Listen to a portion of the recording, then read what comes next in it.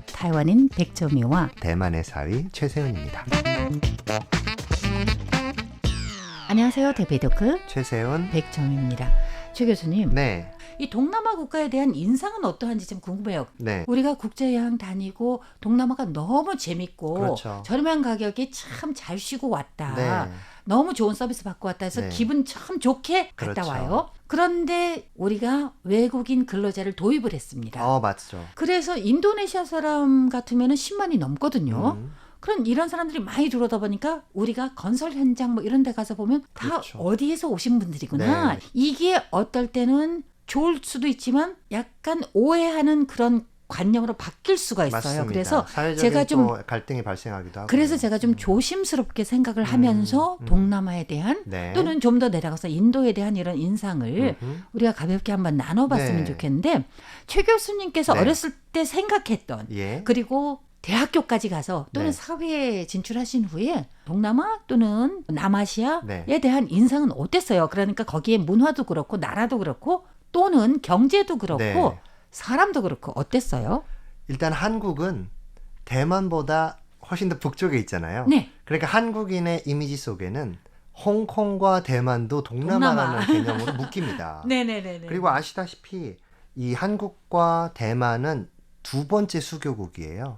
그래서 1965년, 4년 이때 수교를 했죠. 네. 그리고 최혜국 대우를 받았기 때문에 네. 한국인들이 해외여행 가장 먼저 열린 나라 중에 하나가 대만이었습니다. 네. 그래서 그 당시에 대만으로 여행 오고 유학 오고 이러는 게 굉장히 일반적이었죠. 아시다시피 홍콩은 아시아 안에 있는 유럽이기 때문에 네네네. 또 거기 가서 굉장히 혼종적인 문화라든가 되게 서양적인 문화를 많이들 체험하고 그래서 지금도 교민이 굉장히 많이 살고 있잖아요. 홍콩은 쇼핑 천국이었잖아요. 예전에. 대단하죠. 네. 그러다가 새롭게 각광을 받은 곳이 바로 태국과 필리핀입니다. 아, 네. 한국에서는 필리핀 많이 가는 걸로 제가 알고 많이 있어요. 갑니다. 왜냐하면 네. 필리핀이 영어를 사용하기 때문에 네.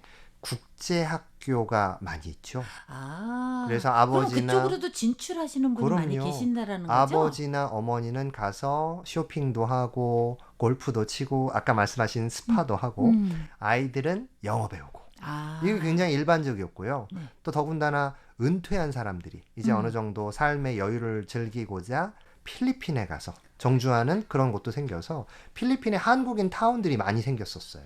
그리고 뭐 태국은 말할 필요도 없죠. 태국이야 워낙 유명한 관광지고 그리고 자연 환경이 워낙 수려하니까요. 네. 그래서 태국으로들 여행도 많이 가시고 허니문도 많이 다녀오시고 이제 그랬던 것으로 기억을 합니다. 네.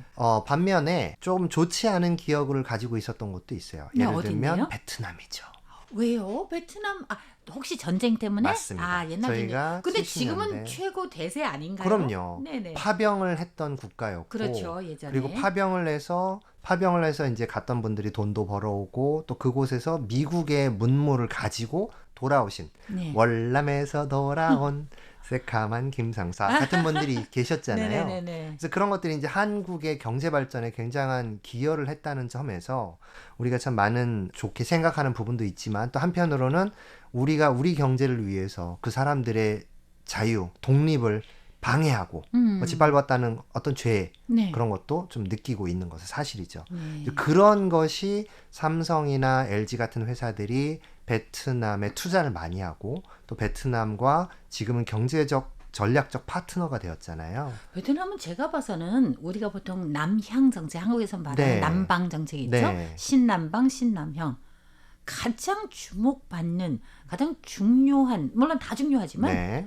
제일 먼저 가는 게 아무래도 베트남인 것 같아요. 맞아요. 굉장히 베트남을 선호하는 걸로 제가 알고 맞습니다. 있어요. 네. 그래서 1960년대 이제 한일 수교를 하면서 저희가 전쟁 배상금 겸으로 해서 위로금을 받았잖아요. 네네. 그걸로 이제 경제 발전을 하는데 많은 돈을 썼는데 한국 정부는 어떻게든 베트남 정부에 우리가 끼쳤던 어떤 손해랄까 어떤 그런 역사적인 갈등 부분을 만회하고자 여러 가지 투자나 좀 그런 기여를 ODA를 하려고 하는데 정작 베트남에서는 네. 그럴 필요 없다라고 이렇게 말을 하지만 어떤 방식으로든 어쨌든 사과와 위로의 말을 전할 필요는 있다라는 게 이제 공론이 되어 있습니다. 야, 멋진 나라예요. 예, 정부로서는 그렇게 해야 된다라고 생각을 해요. 왜냐하면 지금 안 하면 늦었다라고 생각할 수도 있거든요. 너무 아무런 멋집니다. 표현도 못할 네. 수 있다기 때문에. 반면 최근에 떠오르는 것은 인도네시아입니다. 이게 인도네시아가 전략적으로 굉장히 중요해진 것 중에 하나는 사실은 대한민국이 성장을 하면서 미국과 중국과 일본 그리고 나아가서는 유럽까지 성장을 했지만 네. 경제 성장의 한계에 도달하면서 이제는 남방으로 가야 된다라는 남진 정책이 굉장히 활발하게 전개가 됐죠. 네. 아마 비슷한 시기에 차이원 정부에서도 그렇게 했던 것 같아요. 네네.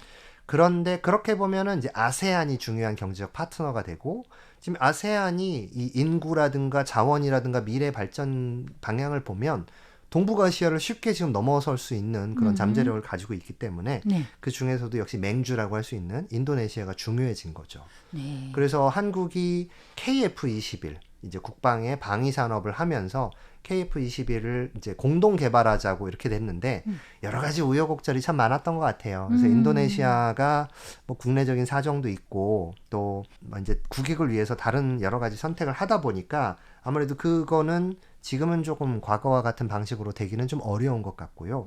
오히려 지금은 동남아를 넘어서 서남아시아 그 우리의 서남아시아는 형제국가 주로는 어떤 아랍에미레이트죠. 에이. UAE가 네. 진짜 지금은 형제의 나라가 됐죠. 네. UAE는 워낙 또 서구 사회와 굉장히 끈끈하게 연결이 된 그런 나라라고 저는 그런 것 생각을 같습니다. 합니다. 네. 지금 문제는 이렇게 동남아시아와 협력도 강해지고 이제 정남아시아에 대한 인식도 높아지는데 정작 한국인들이 동남아시아 국민들을 대하는 태도가 과거와 별로 변함이 없는 것 같아요. 아직도 뭐 보는 시각이 네, 피부색이 검다라든지 네.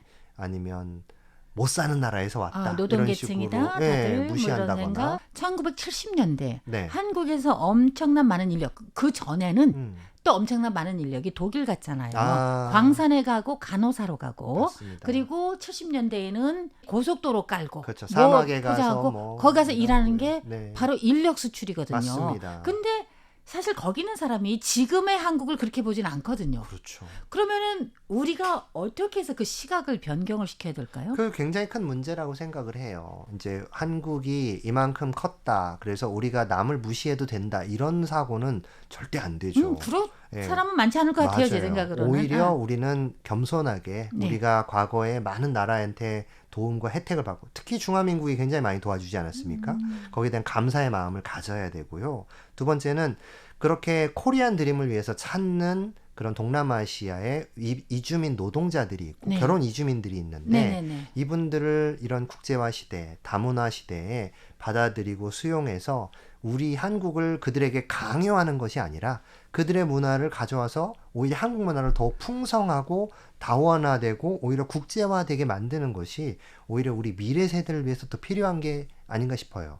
저는 이 점에 대해서 최 교수님 말씀 너무 공감이 가는 게요. 옛날에는 국제 결혼 이렇게 얘기도 하고 네. 또 어떤 드림이 있어서 여기까지 오고 그래서 일단은 그쪽에서 이거 빈곤 탈출을 위해서 네. 가족을 위해서 내가 외국으로 시집을 간다. 그 사실상은 그 개인적인 좀 비참한 그런 것도 있긴 하지만 그래도 그 후로는 더 잘 살아야 되잖아요. 그럼요.